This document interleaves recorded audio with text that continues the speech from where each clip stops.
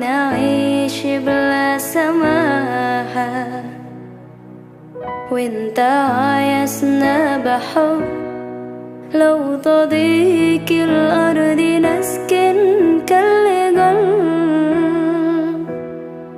كل هذه الأرض ما تكفي مساحة لو نعيش بلا سماحة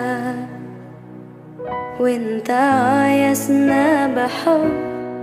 لو تضيق الأرض نسكن كالغل.